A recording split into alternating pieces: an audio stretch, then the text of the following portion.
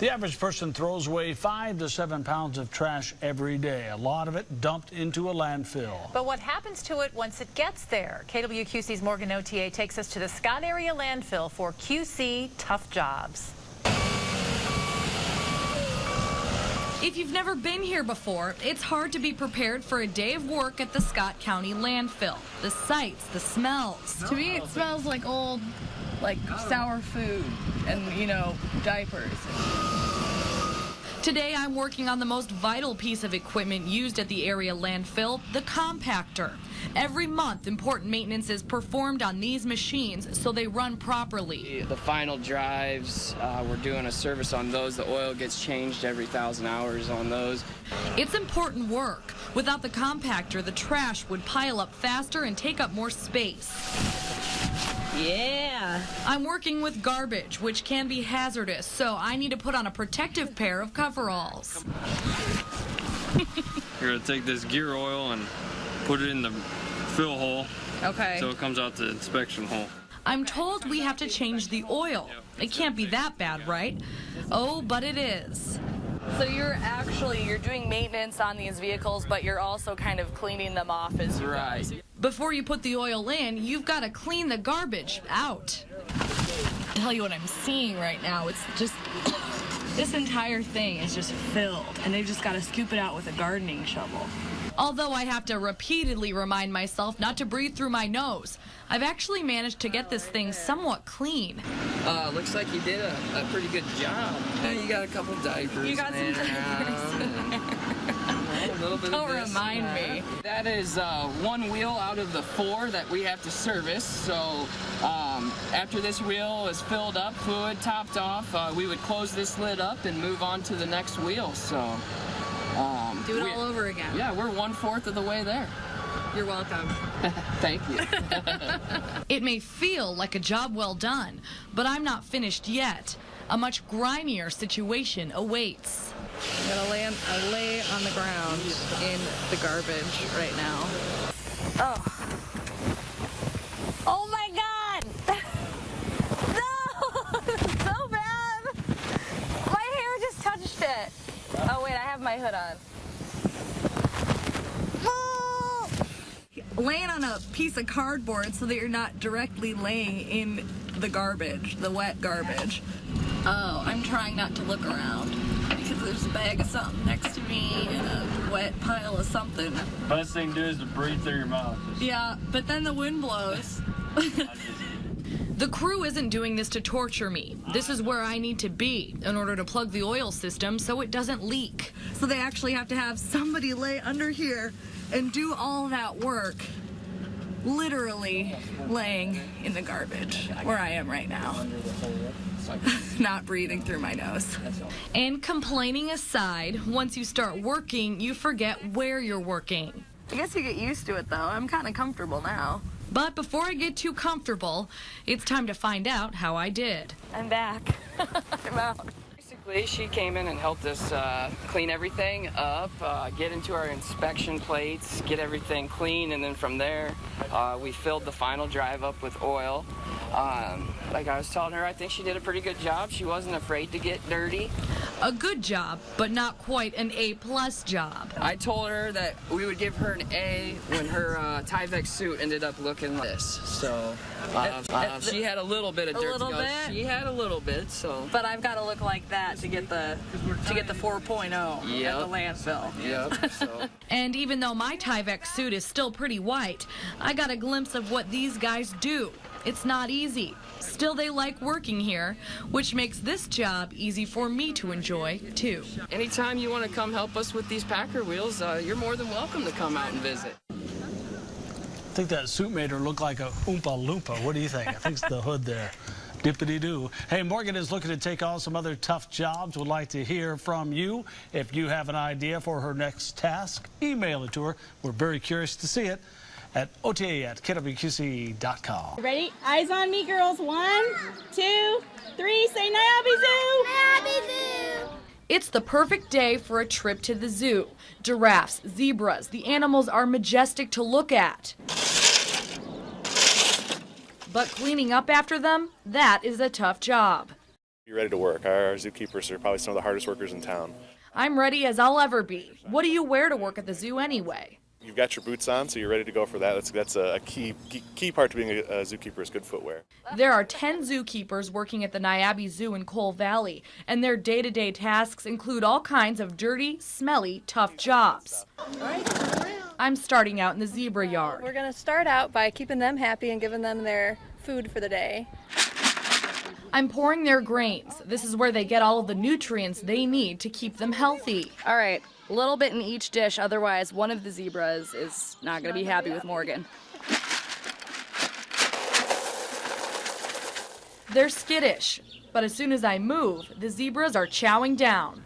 Look at that. You're welcome. All right. That's it, guys.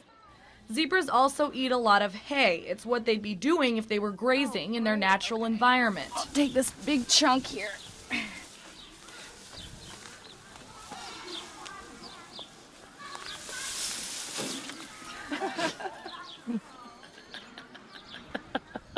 How'd I do? Good job.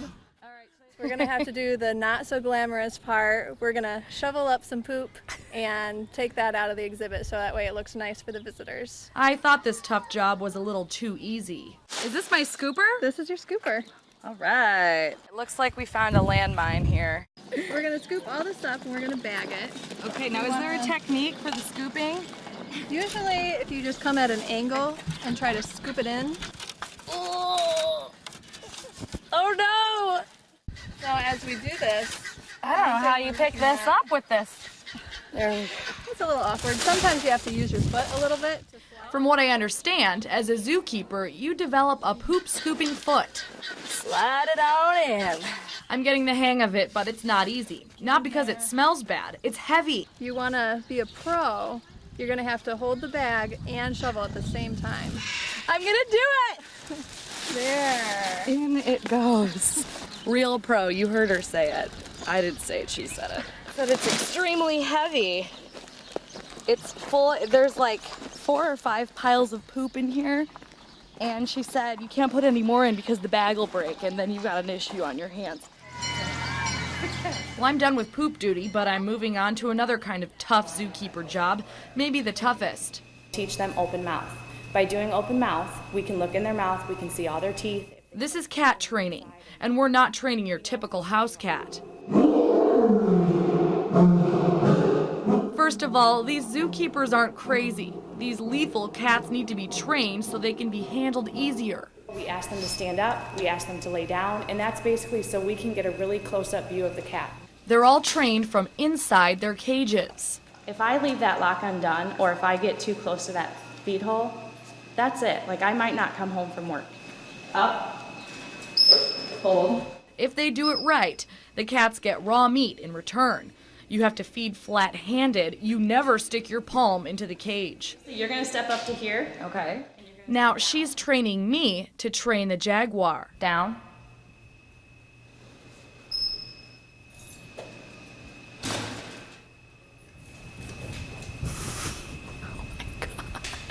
These cats are also given toys to play with. At the zoo, it's called enrichment. We're piling some boxes up outside for the jaguar.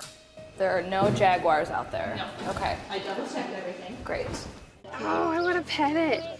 I want to like roll around with it. It's a vicious killer. While onlookers call him cute and talk about what it would be like to pet him, Jackson the jaguar tears his toys apart.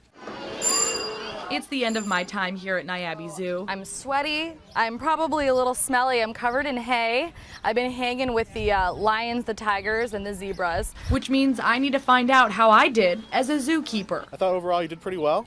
You need a little practice on your scooping technique when you're cleaning up the zebra yard, but it's just your first day, so we won't hold it against you too much. Hey, I'll take it. And hopefully I don't need to be using my poop scooping foot anytime soon.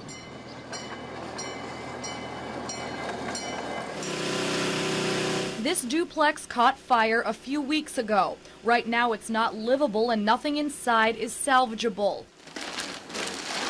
The guys from Blaze Restoration say it needs to be cleaned up before it can be restored. Wet insulation, wet carpet a lot of times, burn up studs, plaster, heavy plaster and drywall. The first thing I need to do is suit up. You're wearing a Tyvek suit, which basically helps for the odor and it also helps protect the guy's clothing. The floor of the home is covered with plaster, insulation, and personal items lost in the fire. I feel like part of this being such a tough job is that you know somebody lost just about everything in their home and you're cleaning it up. You know, it's sad. I can honestly see why you'd want to wear a mask, really. I mean, it doesn't smell good in there, all the melted things that you have in your household. Can't be healthy. We'll start by taking this couch. And, everything must go. Still, some things are harder to carry. Ready? Ready? Yep. All they're going to have to flip to your right.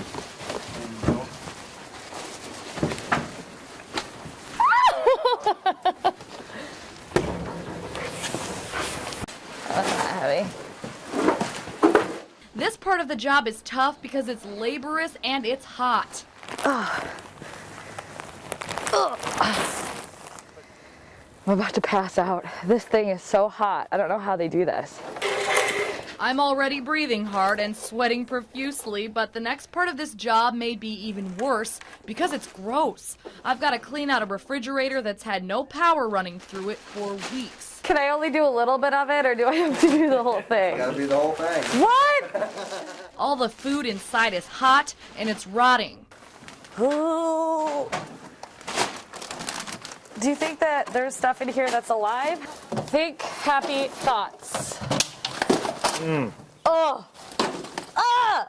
Why am I doing this? Recycling centers will not take it full of stuff. Oh, wow. In order to get rid of the refrigerator. Ah! Ew, it's slimy! Is that fur or ice? No, that's starting to become a growth. Oh my gosh, I don't want to touch it. That was one of the most disgusting things. I mean, I was at the landfill, but that stuff, I mean, was grosser to me than mounds and mounds of garbage. The next task, tearing down the plaster walls. You need some upper body strength for this, something I clearly don't have. Alex!